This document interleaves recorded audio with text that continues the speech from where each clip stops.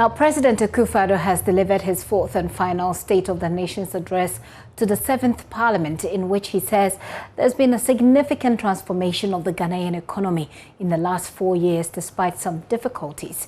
In an address that lasted less than half an hour, the president touched on the economy, agriculture, the peace accord in Dagbang, the fight against COVID-19, and the 2020 presidential and parliamentary elections held last month. Highlights.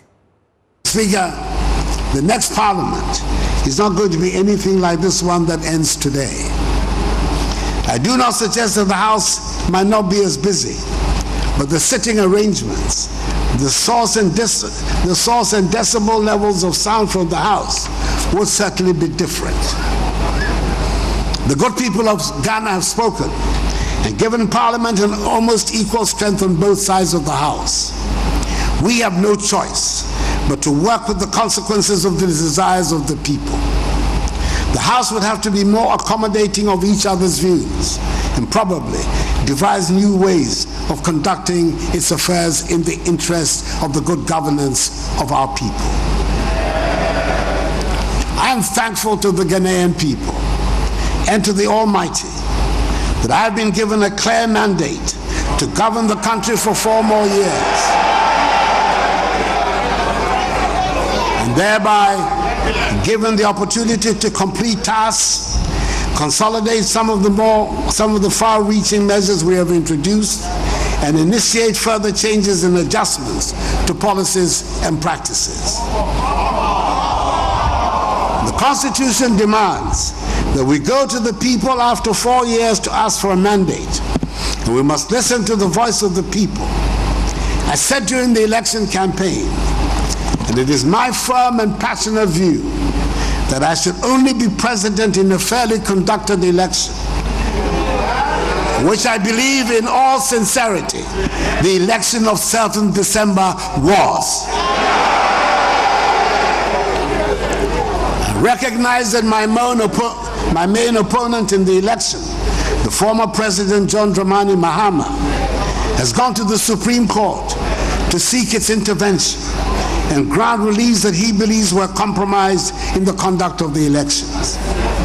It is good for the nation that in the end he chose the legal path, instead of the pockets of violence that have attended the rejection of the results by his party in the period after the elections. We all have to make a deliberate decision to invest in the rule of law and uphold the integrity of the institutions of our state, so that no person or group of persons take the law into their own hands with impunity. Mr. Speaker, it has been my great pleasure and exceptional privilege these 4 years to have served as president of our beloved country. I'm grateful to you, this honorable House, for its cooperation in the enterprise to attain our common goal and aspiration of advancing the peace, progress, and welfare of the Ghanaian people. Well, he didn't go without touching on the banking sector. He said the banking sector cleanup had cost the country 21 billion Ghana cedis, but for good reasons. Probably the most difficult problem the government met on coming into office was the state of the banking and financial sector. Many of our banks were in distress and had been kept on unsustainable and artificial life support by the central bank. The supervisory agencies were unfortunately not performing their duties, and the governance and management structures of many of the banks were clearly not adequate. If truth be told, many of our finance houses were running what can only be called glorified Ponzi schemes, and had lured many depositors into these schemes. We were in a desperate situation, and urgent radical measures had to be taken to prevent the collapse of the entire financial and banking sector. The Bank of Ghana, under new leadership, intervened and has restored sanity to the sector, and in the process We have saved the banks involved and 4.6 million depositors' funds. The government has had to find some 21 billion cedis to fund the cleaning up exercise. This exercise has enabled a more robust financial and banking services sector to emerge, the better to finance the rapid development of our nation. Speaker, there are painful lessons that we all have to imbibe from this debacle. There is no question but that many people got attracted to the unsustainable high interest rates that some of these financial houses were offering. In all financial dealings, we have to accept what the experts tell us, that whenever whatever on offer sounds too good to be true, it invariably ends up being untrue and unsustainable. Government is committed to paying all validated claims, and I expect the process to be completed soon after the courts grant the liquidation orders for the remaining failed fund management companies. Well, how about the food on your table? On agriculture, President Akufo-Addo said there's abundance of food in the Ghanaian market due to what he says are the sound agricultural policies that he introduced. In 2017, it appeared to some like the same old refrain when we said farmers and agriculture would get the highest priority. But we can see the difference it makes when a government treats farmers with respect and spends resources and expertise on agriculture. We have seen the dramatic turnaround of our agricultural fortunes due to the progressive policies that have improved the living standards of farmers in the country.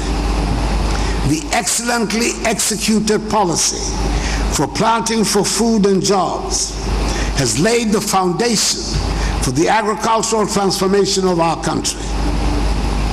We are able to say that our country is now a net exporter of food, and we no longer have to import basic foods like plantain and tomatoes. Mr. Speaker, Ghana rice is the preferred choice in an increasing number of our homes as the growing, processing, and packaging of rice become a more established and attractive industry. During this COVID crisis, we have mercifully been spared the specter of food shortages. On the contrary, thanks to planting for food and jobs, food has been in abundance in our markets across the country. Throughout the ages, food processing has provided the takeoff point for the industrialization of many nations. We are taking that lesson to heart as we pursue the goal to industrialize, modernize, and create jobs for the young people of our nation. The One District, One Factory program is part of the anchor on which we're building the comprehensive industrialization of our country. Much of the work has now been done to put in place the framework for the rapid implementation of projects. The factors that are currently in place and in production reflect the underlying principle of the program, which is the equitable distribution of development projects around the country.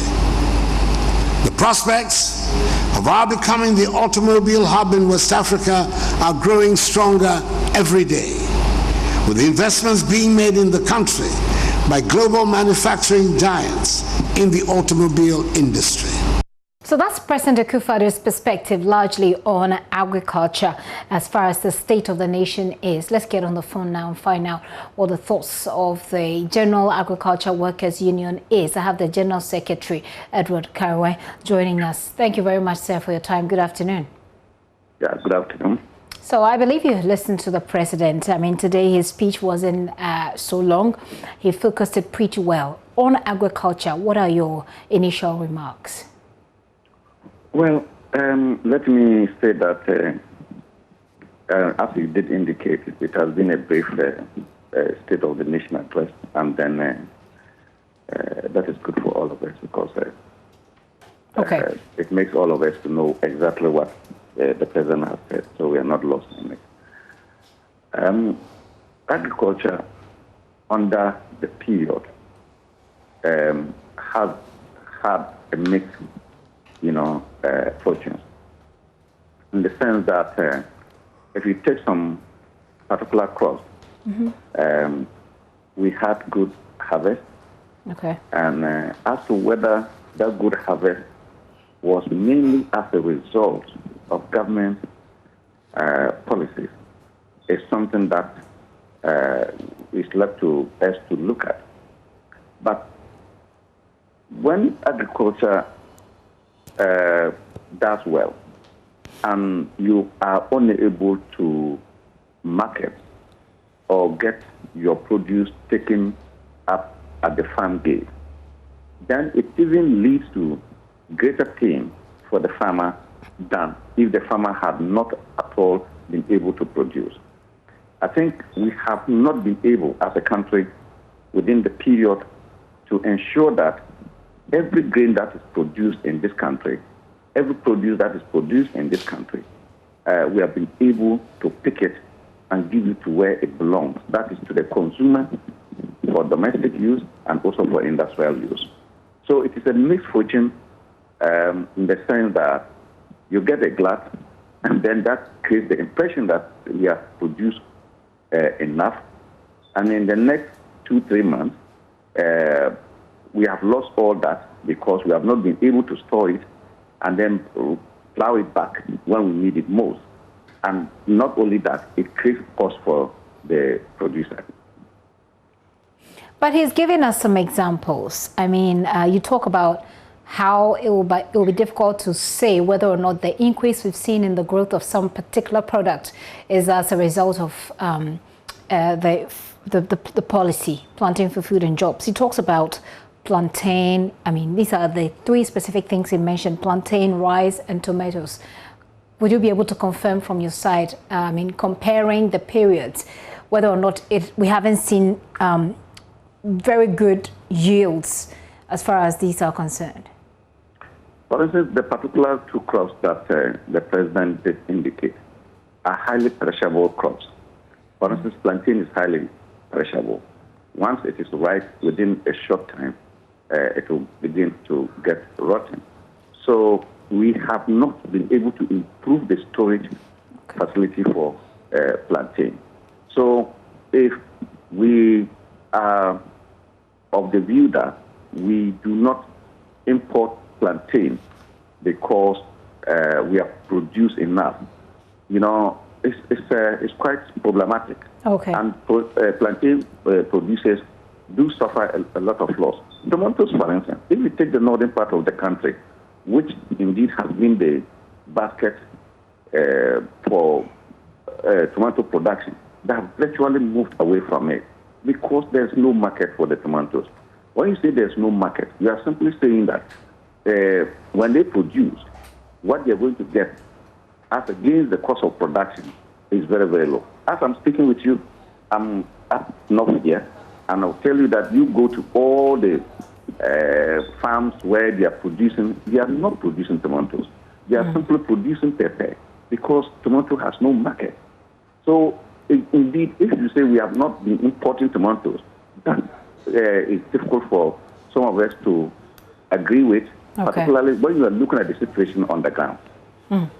So for you, going forward from that bit of the conversation, it's about addressing the issue of post-harvest losses, because of course we can grow them in the yields we expect, but as to whether or not it gets to the consumer, that's where the problem is.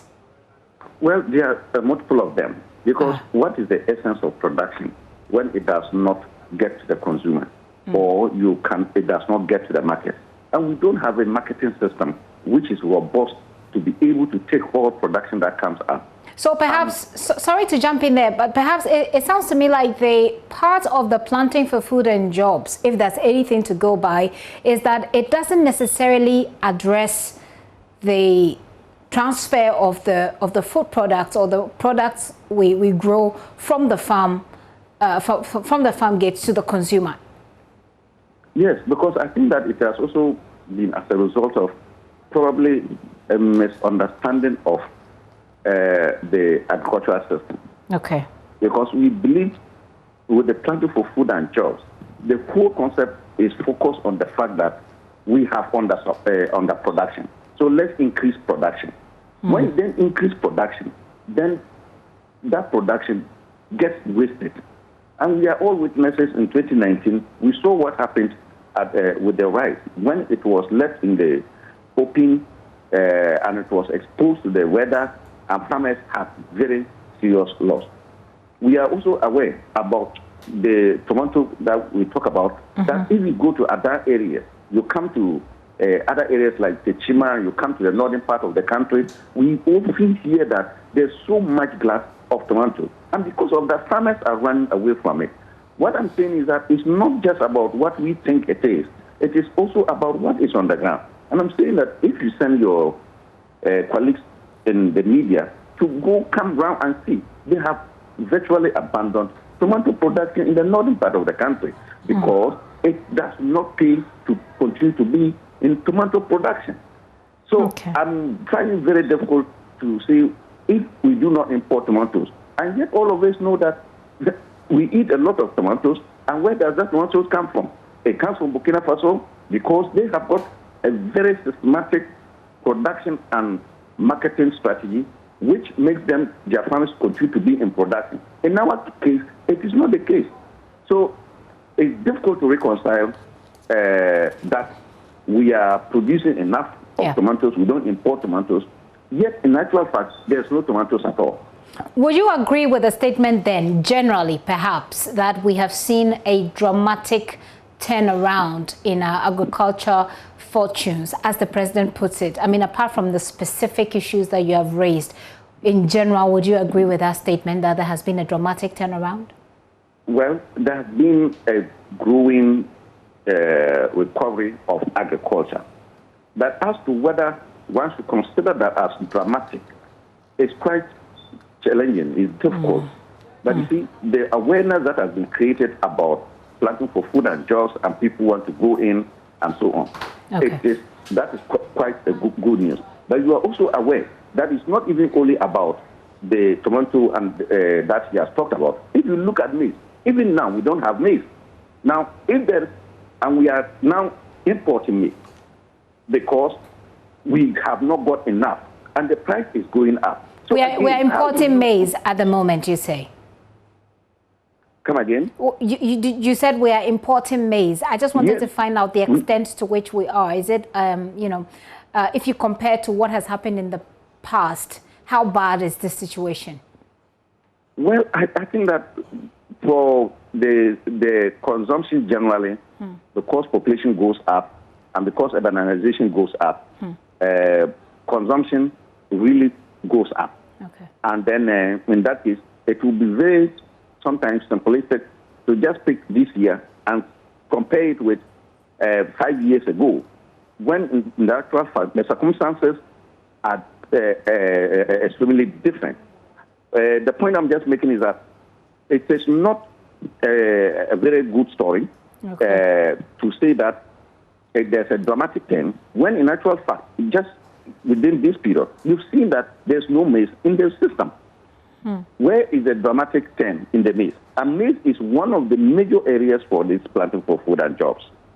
So if maize is not doing well, and it has been the area that we have invested much of our resources, then we should be worried about it. And then again, we are not looking at how much we have spent so far. We also need to know, and I hope the president would have indicated to us, we have spent so much in the planting for food and jobs to produce so much quantity. Then it now allows us to see whether it is worth the expenditure we have made, given the output that we have gotten. But what we are only hearing is the output. But we are not looking at what input have we put there, how much fertilizer have we spent, how much chemicals have we spent, the total cost to be able to generate what the output that is put there for all of us to consume. So we may be... So we need to do some computation of the figures. I mean, this is a very short address. I believe the details may be there for us to look at going forward. Okay. Another point he makes is that Ghana is now a net exporter of food. He talks about how our rice production has gone up and how we're doing very well when it comes to rice production. Your thoughts before we go? Well, first and foremost, we have increased rice production, and then we have seen that, and that one is evident for all of us to see from 2019 to date. Okay. But we also know that our import of rice is still very, very high. Okay. It's still very, very high. And we are growing, we are improving on our domestic production, but we are not yet up to 50% of what we actually need as a country for domestic consumption. We are not yet up to 50% of the domestic demand being produced in this country. And you can go around the market and you see that most of the rice that we find and most of the rice that we eat is still imported. And this is the big challenge that we have not yet been able to overturn all these years. We are on the path, but that's what I'm saying, that to say it has made a dramatic turn becomes difficult for some of us to share with. Yeah. But we agree that we are making progress in our agricultural production. This will be my final question to you. The president talked about improving the living standards of farmers. You had a group of peasant farmers. Is this something that resonates with them? Well, improving the living standards. The living standard of farmers has a number of factors, and you can see that if you look at the Statistical Service report. Generally, those who are into real farming, food crop farming, they have a large proportion of those people being poor. You know, so, but generally in Ghana, the poverty line is being dropped because there have been general improvement of the economy and the living standard of Ghanaians, which also even reflects in our living lifespan, which is also growing. But if we zero down to look at the farmers, we also need to categorize the farmers. Well, there are some farmers who are commercial farmers, but if you look at the smallholder farmers and those who are at the poverty line, we have not made significant progress in that respect. Mr. Kareweh, I'd like to say a very big thanks for your time this afternoon. Hopefully, as we go along, one key point that you have made about assessing how much we have spent on this policy of planting for food and jobs and the outcomes of that expenditure. It's a very key point that you have made, and hopefully we'll be able to get to the bottom of it as we go along. Edward Kareweh heads the peasant farmers, not the peasant farmers, the agriculture, the General Agriculture Workers Union.